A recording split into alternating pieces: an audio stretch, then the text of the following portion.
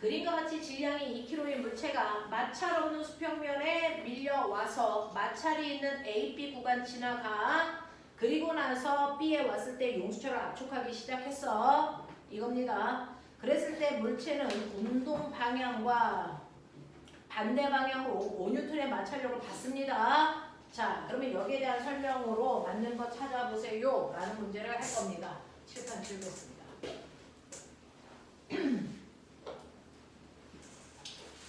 얘도요. 여러분들이 구간을 잘라서 이해하는 게 좋습니다. 한꺼번에 다 보지 마시고 구간 자를게요. 맨 처음에 출발한 위치 P, 그리고 마찰이 시작되는 위치 A, 마찰이 끝나는 위치 B입니다. 그리고 이 B 위치에 용수철이 이렇게 나와 있어서 여기서부터 용수철을 압축하는 겁니다. 자, 근데 AP 구간에는 마찰이 없기 때문에 이 구간은 역학적 에너지 보존됩니다. 그렇죠? 자, 그러니까 이 A에 왔을 때는요, 여러분들 운동 에너지 있는데 그 운동 에너지의 크기가 2분의 1 곱하기 질량 2 곱하기 속력이 5라 그랬으니까 5의 제곱 25. 그래서 이 구간에 가지고 있는 역학적 에너지인 운동 에너지가 25J였어. 이런 얘기야. 그리고 자, 얘가 이제 AB 구간에 들어가는데 AB 구간을 지나는 순간 얘는 운동 방향과 반대 방향으로 마찰력을 받습니다.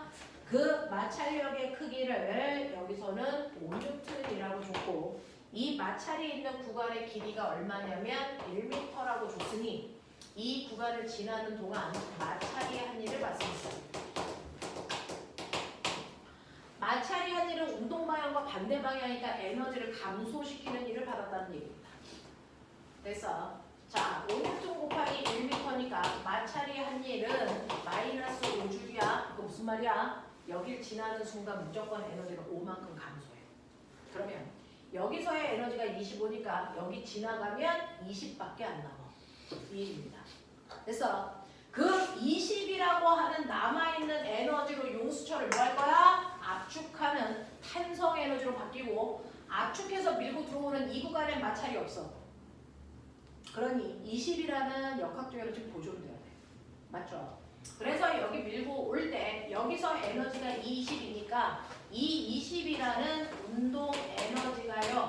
그대로 탄성 에너지로 전환만 된다 이 얘기야. 그러니까 탄성 에너지가 20이 될 때까지 압축할 수 있어. 되겠어? 자, 탄성 에너지는 2분의 1 곱하기 용수철 상수 곱하기 압축된 거리의 제곱이어야 돼. 이게 20이어야 된다. 됐니? 그러니까 압축된 최대로 압축할 수 있는 거리는 2m입니다. 이렇게 봐야죠. 그렇죠? 그러면 최대한 압축을 해서 2m 갔어. 그 다음에 어떻게? 순간 멈췄다가 다시 밀려 나옵니다. 밀려 나와도 이 구간은 다시 탄성 에너지가 운동 에너지만 바뀌는 거야. 그래서 다시 운동 에너지 20 가지고 마찰이 있는 구간을 지나올 거야. 여기 지나올 때 또 마찰이 아닐 5만큼이 또 줄어. 됐어? 그래서 여기를 빠져나오는 이 순간에는 다시 15줄의 운동 에너지밖에 안 가져. 그러니 갈 때보다 운동 에너지의 크기가 10만큼 줄었어. 그러니까 당연히 속력도 감소했겠지. 이해돼? 이런 얘기야. 이런 얘기야. 자, 그러면 그 중에서 기억 보기 볼게요. 물체가 운동하는 동안 역학적 에너지 보존되니 안 됩니다. 이 구간에서 손실됩니다. 자, 그 다음에 니은 볼게요. 용수철을 최대한 압축한 거리 2m 맞습니다. 자, 디귿. 용수철에서 밀려나서 다시 P점을 지나는 순간에 속력이 옵니까? 아니요. 운동 에너지가 15밖에 안 되니까 처음에 속력보다는 감소했을 텐데 구해봐 드리죠.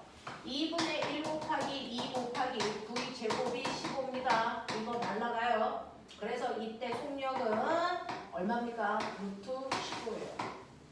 4가 안 된다고요.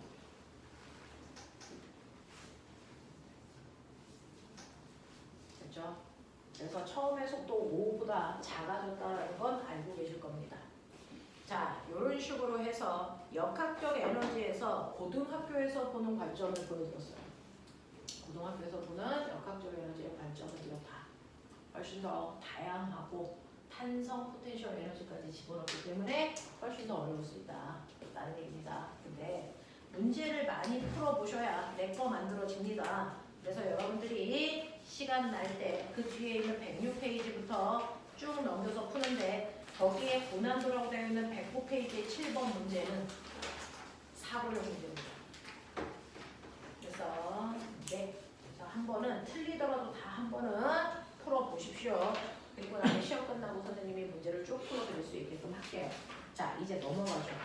우리는 자 30분 동안 112페이지에 열역학에 해당되는 걸 중등 내용에서부터 고등 내용까지 끌고 간다.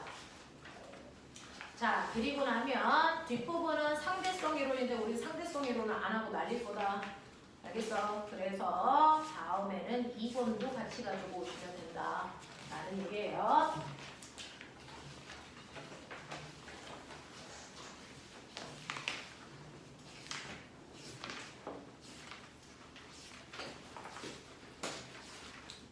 자, 여러분들 보시면 우리 해야 되는 게 이제 역학 중에서 역학적 에너지 보존 법칙을 했는데 에너지에는 열도 있어요. 그래서 열역학이라고 하는 걸 하겠다는 겁니다. 열역학이 하이탑에는 두 개로 나눠져 설명되어 있어요. 오늘 다 할 수 있을지는 모르겠지만 시간 되는 데까지 해보죠. 열역학. 자, 우리요 중학교 2학년 7단원이 열이죠. 중학교 2학년의 7단원이 열입니다. 그래서 중학교 내용에서부터 여러분들은 열이라는 걸 배워오셨습니다.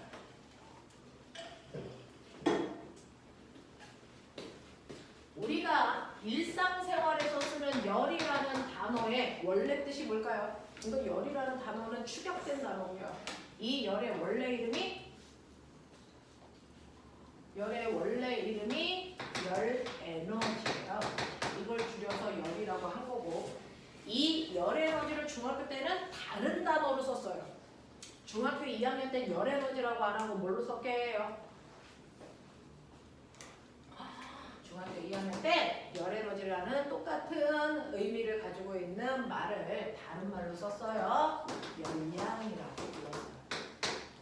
이게 다 같은 말. 열 에너지, 열량, 이거 세 개가 싹 다 같은 말. 그걸 고등학교 때는 열 에너지로 통합해서 배운다. 고등학교 때는 열 에너지로 통합해서 배우는 걸 우리 일상생활에서는 열이라고 하고요. 중학교 2학년 때 열량이라고 했다. 되겠어? 그러면 나 궁금한 게 있는데 칠판 만지니까 엄청 차가워요. 이거 열 표현이야? 칠판 되게 차갑네. 이거 무슨 표현이야?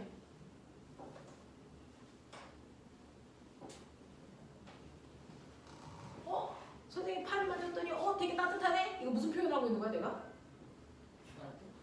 얼마나 차, 얼마나 뜨거워 이 표현은 뭘 표현하고 있는 겁니까? 이건 뭡니까? 온도 표현하고 있는 겁니다. 온도가 열입니까? 전혀 아닙니다. 전혀 아닙니다. 여러분들이 일상생활에서 온도라고 하는 거 어떤 물체의 차고 뜨거운 정도를 얘기하는 건 온도입니다. 어떤 물체가 얼마나 차, 얼마나 뜨거워 이거 표현하는 건 온도예요. 열이 아닙니다. 그래서 자 그러면 물체가 얼마나 차고 얼마나 뜨거운지를 사람들은 국어적으로 어우 시원해, 어우 차고 이렇게 표현하지 않고 정확하고 객관적으로 표현하기 위해서 숫자로 나타내고 싶어 합니다. 그래서 온도계라는 게 만들어져서 차고 뜨거운 정도를 측정하게 됐어요. 자 그럼 우리 인류가 사용하는 온도 체계는 몇 개가 있냐? 3개가 있습니다. 그래서 그 중에서 첫 번째가 뭡니까? 섭씨 온도라고 하는 우리나라 사람들이 쓰는 온도 체계가 있어요. 이걸 스몰티라고 하고 다니는 도시라고 해요. 도시를 써요. 자, 그런가 하면 미국 놈들이 쓰는 게 무슨 온도? 그렇지. 미국 놈들이 쓰는 게 파시 온도입니다. 파시 온도를 나타내는 기호는 F로 쓰고 단위는 도F라고 읽어요. 됐어. 자, 그런가 하면 과학 시간에 쓰는 온도 체계도 있어. 뭐냐? 절대 온도예요. 과학 시간에 쓰는 온도는 절대 온도를 씁니다. 절대 온도는 대문자 T로 쓰는 게 절대 온도를 표현하는 기호고요. 절대 온도의 단위가 뭐게? 뭐라고 읽게? 켈빈. 켈빈 과학자입니다. 요거 써요.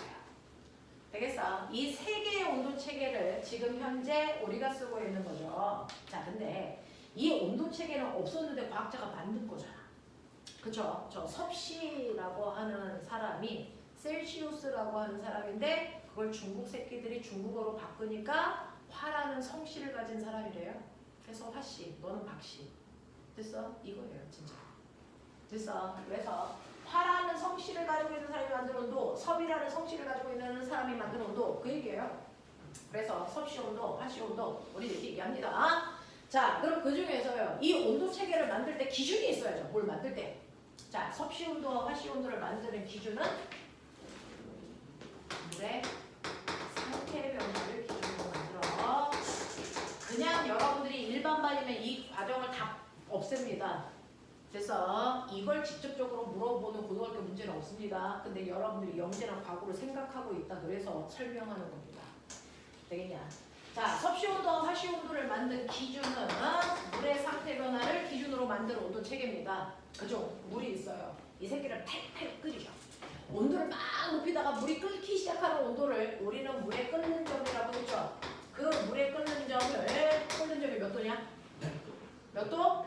그건 바로 섭씨라는 사람이 그렇게 정한 겁니다. 물이 끓기 시작하는 온도를 섭씨라는 사람이 100도라는 숫자로 표현한 거야. 이 정도면 100도지. 그래서 우리는 물이 끓는 점이 100도라고 하는 겁니다. 되겠어? 자, 그런가 하면 온도를 낮춰서 물이 얼기 시작합니다. 그 물이 얼기 시작하는 온도를 섭씨라는 아저씨는 얼마의 숫자로 표현하겠대? 0도라는 숫자로 표현하겠다고 얘는 정한 거야. 그러니까 물이 얼기 시작해서 끓기 시작할 때까지의 온도 간격을 몇 등분? 100등분으로 나눕니다. 그랬을 때 한 칸이 바로 섭씨 온도의 1도 간격이 된 겁니다. 이렇게 온도 체계를 만든 거예요. 근데 화씨라는 사람은요, 물이 끓기 시작하는 똑같은 뜨거운 정도를 나타내는 숫자를 100이라는 숫자로 안 썼어요. 똑같이 썼으면 온도가 하나밖에 안 남았겠죠. 얘는 물이 끓기 시작하는 온도를 212도로 표현했습니다. 물이 얼기 시작하는 그 차가운 정도를 얘는 32도로 표현했습니다. 그러니 물이 얼기 시작해서 끓기 시작할 때까지의 간격을 180등분으로 나누어서 그 한 칸을 화씨 온도의 1도에 표현한 거죠. 그러니 섭씨 온도의 1도 간격과 화씨 온도의 1도 간격이 같을까? 다르겠죠. 그래서 화씨 온도보다 섭씨 온도의 간격이 훨씬 더 넓어요. 화씨 온도가 훨씬 더 촘촘한 간격을 표현합니다. 되겠어? 이렇게 표현합니다. 자, 그래서 둘 다 똑같이 물의 상태 변화를 기준으로 만들었지만 각각의 위치를 나타낸 숫자와 간격이 달랐다라는 얘기입니다.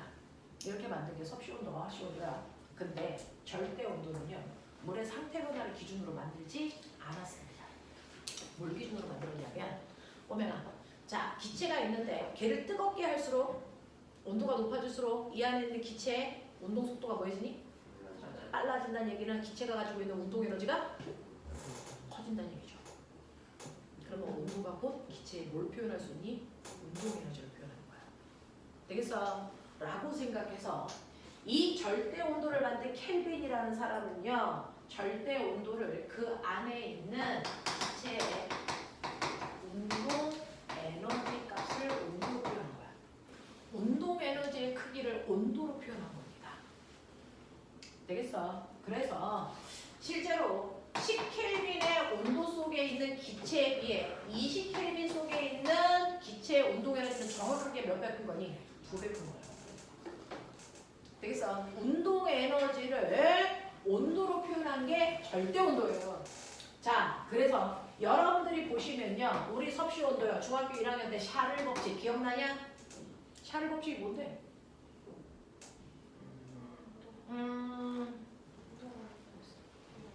그렇죠.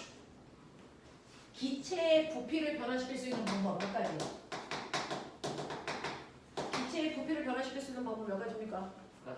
두 가지입니다. 자, 됐어? 그때 고등학교 올라오면 세 가지라는 걸 알게 됩니다. 자, 기체의 부피를 변화시킬 수 있는 방법은요, 두 가지가 있어. 그 두 가지를 중학교 1학년 때 배웠고요. 중3 때 하나를 더 배워서 세 가지라고 배웁니다. 자, 기체의 부피를 변화시킬 수 있는 첫 번째 방법이 기체의 온도예요. 온도를 높일수록 기체의 부피는 커져. 이 얘기였어요. 이걸 설명한 사람이 누굽니까? 샤를입니다. 그래서 그 사람의 이름을 딴 이걸 샤를 법칙이라고 하죠. 자, 그러면 기체의 온도와 부피는 무슨 관계? 비례 관계여죠. 자, 정비례 관계를 내면 이 온도는 무슨 온도여야만 된다? 절대 온도여야만 됩니다. 그래서 섭씨 온도를 정비례하지 않습니다. 자, 그래서 비례 관계가 있어요 라고 얘기한 거예요.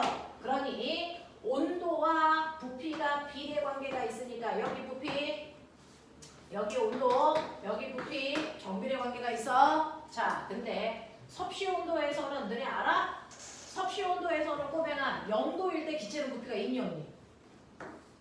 0도일 때 기체는 부피가 있을까요? 없을까요? 안 들렸어? 섭씨 온도 0도일 때 기체는 부피가 있게 없게? 있으니까 우리가 겨울에도 밖에 나가 숨 쉽니다. 없으면 지구가 진공 상태가 된다는 얘기입니다. 그래서 0도일 때 기체는 부피가 있고 거기서 또 온도를 높이면 됐어. 부피는 일정하게 증가한다. 이게 샤를 법칙이었어. 자, 그래서 온도를 증가시킬 때마다 부피가 일정하게 증가하고 있어. 자, 그럼 거꾸로 가. 온도를 낮출 때마다 부피는 일정하게 감소하겠지. 그러다 보면 특정한 온도가 되면 기체의 부피가 0이 되는 순간에 온도가 존재하겠지. 몇 도?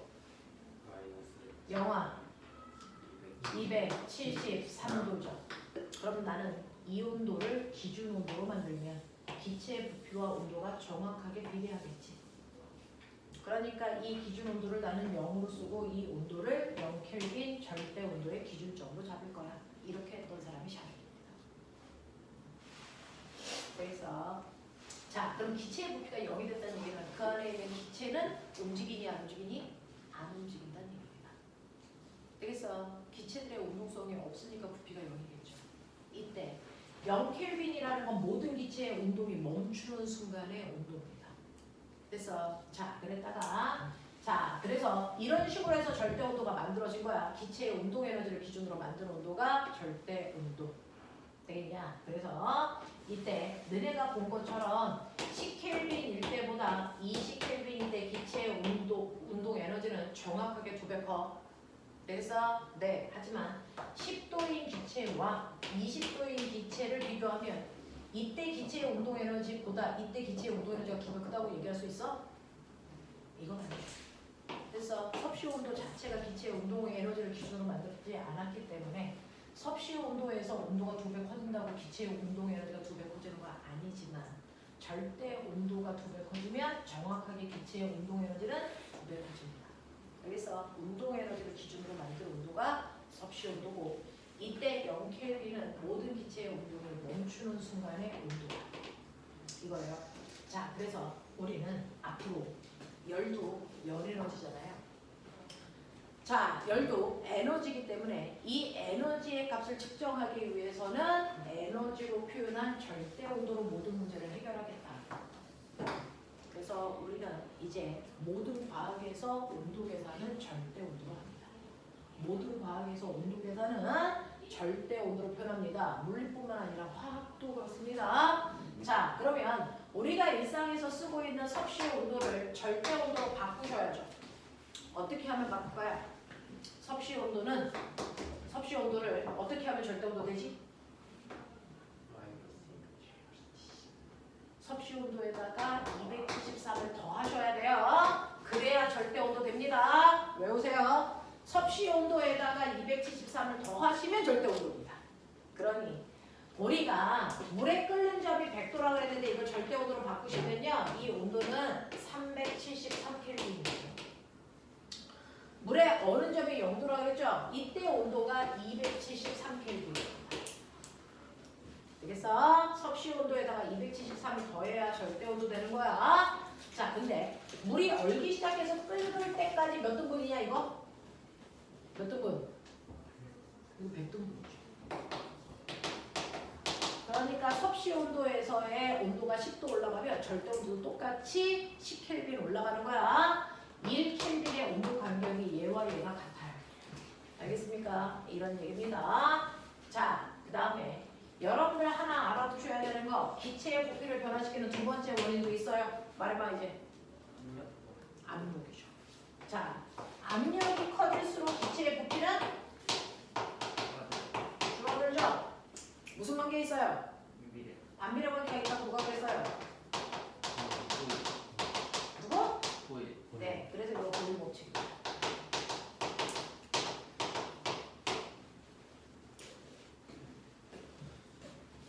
중학교 1학년 때는요, 압력과 부피에 의해서, 압력과 온도에 의해서 기체의 부피가 바뀐다. 그 중에서 샤를 법칙이라고 하는 법칙은요, 여러분들이 보시는 것처럼 절대 온도로 표현한 거예요. 그래서 절대 온도로 표현을 하면 기체의 부피와 절대 온도 사이에는 정비례 관계가 있어. 그렇다는 얘기는 이 기울기 안 바뀐다는 얘기죠. 그러니까 얘는 온도분의 부피는 항상 일정한 상수값을 가져. 이걸 얘기한 게 샤를 법칙이에요. 이걸 얘기한 게 샤를 법칙이야. 그래서 샤를 법칙은 절대 온도분의 부피는 항상 일정한 상수값을 갖는다. 이게 바로 비례 관계다. 라는 거죠. 자, 보일 법칙은요. 압력과 부피가 반비례해. 압력과 부피가 반비례해요. 오케이. 됐죠? 자, 그럼 반비례한다는 얘기는 보면은 여기에 한 점을 잡았을 때 이때 압력과 부피를 곱한 값과 또 한 점을 잡았을 때 이때 압력과 부피를 곱한 값 중 누가 크니? 누가 클까요? P1, V1과 P2, V2의 값은 반드시 어때야 됩니까? 같아야죠. 이게 반비례 관계죠. 되겠어? 그러니까 압력과 부피를 곱한 값도 또 다른 일정한 상수값을 가져.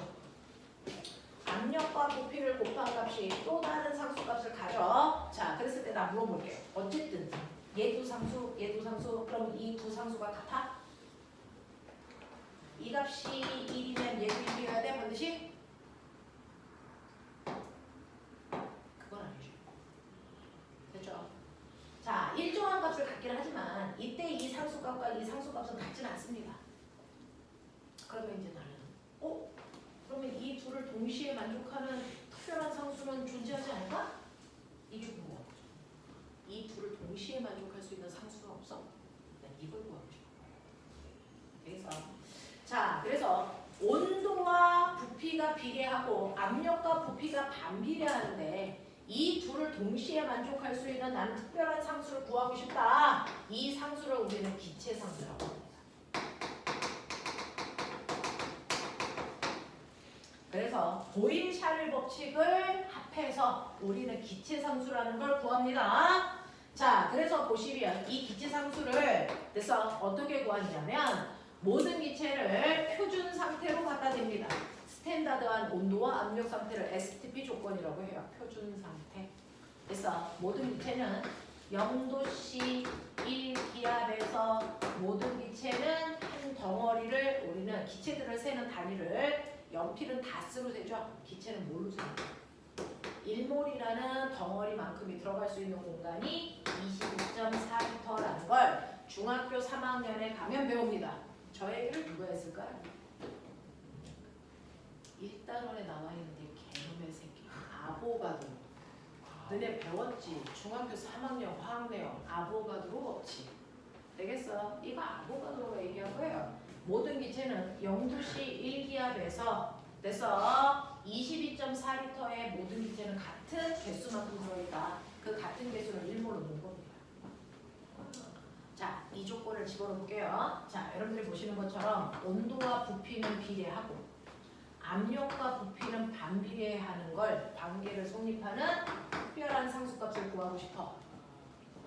그 상수를 표준 상태에서 구할 거야. 이런 얘기야. 자, 그랬을 때요. 0도씨를 여기다 넣어야 되겠죠. 하지만 이걸 라지 T 절대 온도입니다. 얼마로 넣어야 됩니까? 얼마? 0도는 몇 켈빈? 273. 그래서 273켈빈분의 자, 여러분들이 알고 있는 중학교 3학년 때 배우는 1기압의 크기. 우리는 표준 단위로만 물리를 계산할 수 있어. 1기압은 1013헥토파스칼이고 초등학교 4학년 때 배웠던 거 헥토는 공 몇 개 대신에 붙는 단위다. 이 초사 안 나온 새끼들. 공 몇 개? 2개, 킬로는 공 3개, 헥토는 공 2개. 됐어? 파스칼은 과학자 이름. 왜 과학자 이름 썼겠니? 단위가 복잡해서. 원래 단위가 뭔데? 압력은 단위 면적당 물어낸 힘이니까 뉴턴 퍼 제곱 이거거든요. 그래서 얘를 여기다 넣는 겁니다. 외우라는 게 아니야. 그냥 그렇다는 거야. 알겠어? 네. 그래서 실제로 이제 고등학교 책에 가면 이렇게 숫자 복잡하게 쓰는 거 싫어서 10의 5승 뉴턴 퍼 제곱미터로 일기압을 퉁쳐서 쓰기도 합니다. 알겠어? 그 숫자를 여기다 넣는 거야. 응? 뭘 또 그렇게 열심히 써. 뭐라도 된다니까. 22.4리터. 이것도 표준단위 아니죠? 우리는 거리의 표준단위가 미터니까 부피의 표준단위는 뭘 써야 돼? 세제곱미터. 내가 이제 궁금해. 1리터가 1000ml인 건 납득해라. 애써. 여기서 또 걸리는 건 아니겠지? 1리터가 1000인 건 알아? 오케이. 자, 근데 너네 알아? 1000ml가 1000세제곱센티미터랑 같다는 건 알아?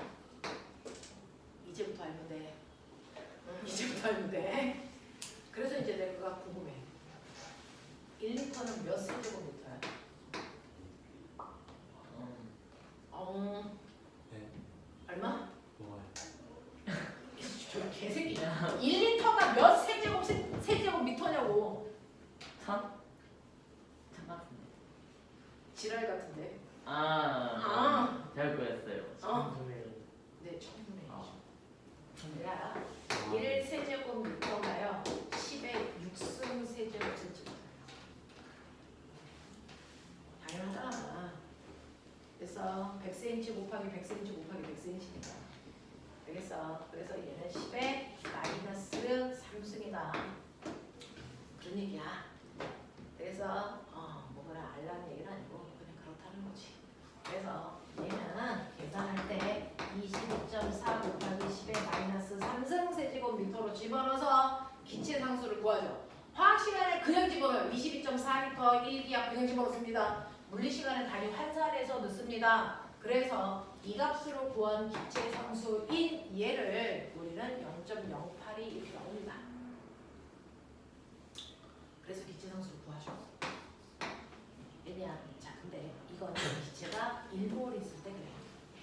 기체가 1몰에 2배, 2몰 있으면 차지하는 부피는 2배가 됩니다. 그래서 기체가 2몰이 되면 차지하는 부피는 2배가 되니까 상수도 2배 커져. 부피가 3배 커지면, 그래서 몰수가 3배 커지면 부피도 3배 커지니까 상수도 3배 커져. 몰수가 n배 커집니다. 부피도 n배 커지니까 몰수도 n배 커집니다. 그래서 기체의 부피를 결정하는 요소는 2개가 아니고 오메가 3개야. 그래서 기체 입자수. 입자수가 클수록 기체의 부피가 커진다. 요거 3개요. 요거 3개를 이용해서 만든 그래서 이 법칙이 모든 기체의 운동성을 설명하는 신이 내린 법칙. 이걸 그래서 기체 상태 방정식, 이상기체 상태 방정식이라고 불러요. 그래서 요즘은 상태라는 글자 띄고 이상기체 방정식으로 부르는 경우도 있지만 어쨌든 그렇습니다. 이상기체 상태 방정식이라고 해. 자, 근데 분수 쓰는 거 귀찮잖아. 그래서 우리는 PV는 nRT라고 부른다. PV는 nRT. 그래서 P는 압력이야. V는 부피고 N은 기체 입자수야. 그걸 우리 고등학교 올라가면 몰수라고 불러. R은 상수고요. 기체 상수. T는 절대 온도가 안 돼. 섭씨 온도 안 돼. 이렇게 된 거야. 이상기체 상태 방정식 PV는 nRT. 근데요, 이러한 기체를 피스톤 속에 넣고 우리가 이제 가열하는 걸 연력학에서 배울 건데요. 기체를 이렇게 통 속에다가 넣고 내가 여기 기체가 들어있는데 얘를 가열할 거야. 뜨거우면 피스톤이 밀려 나올 거고 추우면 들어갈 거고 이 짓을 할 거야. 근데 아무리 가열해도 이 안에 있는 기체의 입자수는 안 변해. 이거 일정이야. 상수값도 안 변해. 일정이야. 그러니 우리는 연력학에서는요, 물리에서는 PV는 이거 일정한 상수값을 생략하시면 절대 온도와 비례한다. 요거 쓰겠다고 봐요. 압력과 부피의 곱은 절대 온도에 비례한다. 저것만 쓸 거야. 되겠니? 요것만 쓸 겁니다. 이게 바로 보일 법칙, 샤를 법칙, 아보가드로 법칙이라는 세 개를 이용해서 만든 법칙이에요.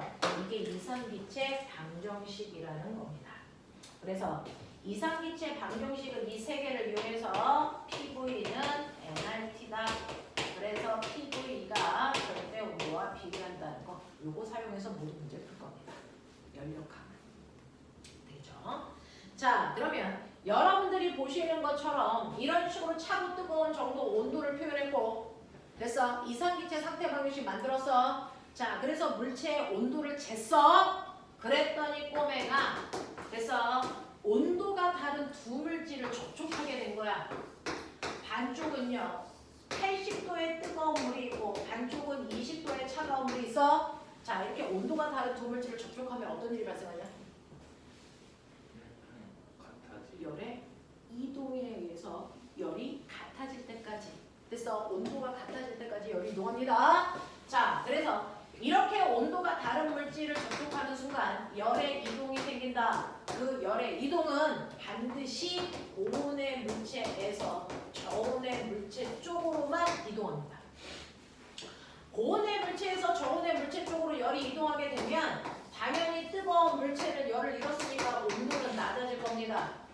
차가운 물체는 열을 받았으니까 온도가 높아질 겁니다. 그래서 시간이 지나면 둘의 온도는 같아지는 열평형이 일어날 겁니다. 중학교 2학년 책당. 됐어. 그랬을 때 뜨거운 물의 질량이 200g, 차가운 물의 질량이 100g이라고 친다면 얘네들의 온도는 몇 도에서 같아집니까? 열평형 온도가 몇 도게? 이거 찾으라는 거야. 되겠어? 자, 이때 뜨거운 물이 차가운 물한테 열을 줬어. 선생님이 에스터한테 돈을 줬어. 선생님이 에스터한테 100만 원 줬어. 그러면 에스터는 얼마 받은 거야? 그렇죠. 주고받은 양은 똑같아야 돼요. 무슨 말인지 알아? 그러니 고온의 물체가 잃은 열량과 저온의 물체가 얻은 열량은 반드시 같다. 이게 열평형 온도를 구하는 식이에요. 됐어?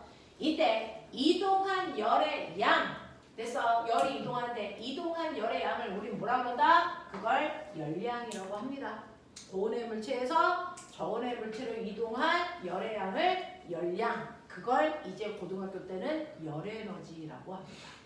되겠어? 자, 이때 움직인 열량 구하는 식 아시죠? 열량 구하는 식 Q는 너네 중학교 2학년 물리 안 하고 여기 오지 않았을 텐데. Q는 민준, Q는 C 암탁. Q는 C 암탁으로 열량 계산하죠. 이 새끼들 뭐지? C가 뭐야? C는 비열, M은 질량, 델타 T는 온도 변화. 열평형이 될 때까지 온도가 얼마 바뀌었어? 이 세 가지를 곱하면 그 순간 이동한 열에너지 열량 구할 수 있어요. 이렇게 되는 거예요. 예를 들어 고온의 물체는 물은요, 물의 비열만 외워 1이야. 물의 비열은 찬물이든 뜨거운 물이든 1이야. 그러니까 고온의 물체가 잃은 열량 비열 1이고 질량 200g이고요.